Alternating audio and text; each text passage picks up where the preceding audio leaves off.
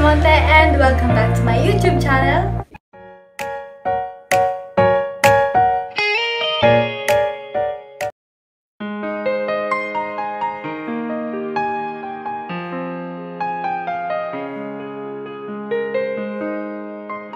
Number 1, acceptance. Tanggapin mo na niloko ka niya, hindi ka niya minahal at kailanman di ka niya mamahalin.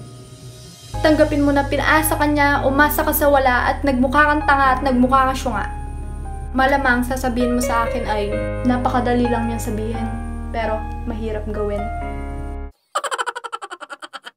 Sa totoo lang, hindi naman talaga mahirap makalimot. Ang mahirap ay ang tumanggap. Tumanggap ng mga pangyayaring ni minsan hindi natin gustong mangyari sa atin. Tanggapin mo ang lahat ng bagay kahit masakit ito. Kasi kung hindi mo tatanggapin, sinong tatanggap? Ha? Ako? Ako? Ha! Number 2. Kung kailangan mong maglabas ng sama ng loob, huwag mong i-share sa internet. Tawagin mo yung mga tunay mong kaibigan, yung family mo, kausapin mo sila. Kasi hindi naman lahat ng tao kailangan malaman na nasasaktan ka. Kasi in the first place, anong pakialam nila? Diba? Anong pakialam namin? Sabihin mo yung nararamdaman mo sa taong may pakialam sa'yo. Number 3. Huwag kang jumawa dahil lang sa single ka. Jumawa ka dahil naka-move on ka na. Totoong naka-move on ka na. At wala ka nang nararamdaman dun sa una. Kasi unfair naman dun sa pangalawa, diba? Kasi ugali natin, single ako eh. Pwede ako mag-jowa ulit. Hindi. Hindi porket single ka, jojowa ka na. Single ka kasi wala ka nang natitirang pag-ibig dun sa nawala. Diba? Hindi dahil sa single ka. Kung single ka, pwede kang makipaglandian, makipagharutan, makipag-date, makipagkilala kahit kani-kanino, makipagkaibigan, hanggang sa ma-inlove ka ulit. At kapag na-inlove ka na ulit, dun ka palang magjojowa. Hindi dahil sa single ka, kaya ka magjojowa. Diba kasi single ka, pero di ka pa pala tapos magmahal dun sa una. Unfair naman kasi dun sa pangalawa, dun sa present GF mo ngayon.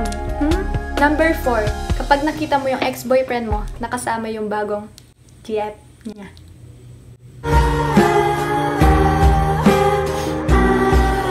No, my friend. Una, ipamukha mo sa kanya na masaya ka na. Kahit anong ginagawa mo, pag nakita mo siya, kailangan isipin niya na masaya ka na. Kahit wala kang kasama, tumawa ka. Pag nangyari yon at ginawa mo yon, pagkalampas ng ex-BF mo, iisipin niya na anong nangyari sa'yo at mamamatay siya sa konsensya. Kasi iisipin niya, naluloko ka na! My God, naluloko na yung ex ko. Anong ginawa ko? Number 5. Kapag nakita mo yung ex-boyfriend mo, nakasama yung bagong girlfriend niya, syempre, masasaktan ka. Ano, sila lang yung masaya at ikaw malungkot ka? No, my friend. Paminsan-minsan, masarap din gumante. Nasira buhay mo, diba? Since hindi niya naman kinakamusta yung sarili mo, siya naman ang kamustahin mo. Sabihin mo, "Uy, kamusta ka na? Magaling ka na ba? Kasi nung tayo pa, may sakit ka eh."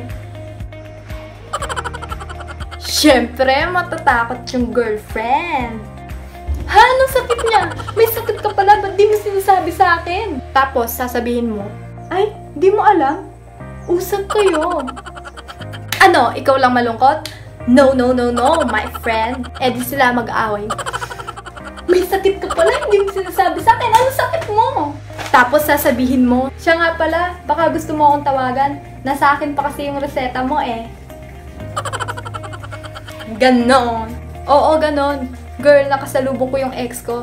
Kamusta ka na? Magaling na ba yung almoranas mo? Girl, to turn off yung babae, umuwi. Number 6. Me time. It's also important to prioritize yourself. It's not being selfish.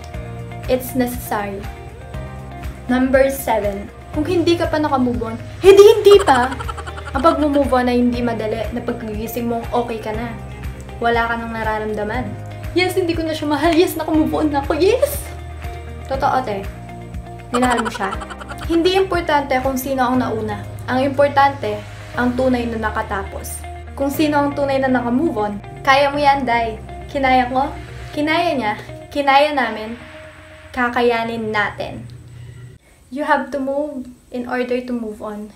You have to move. Galaw-galaw ka. Kumilos ka. Kasi di ba pag nasasaktan tayo, gusto natin, nasa kwarto tayo, tahimik, hindi kumikibo, nasa sulok tayo, umiiyak. Kumalaw-galaw ka? Girl, niloko ka lang. Hindi ka na-stroke.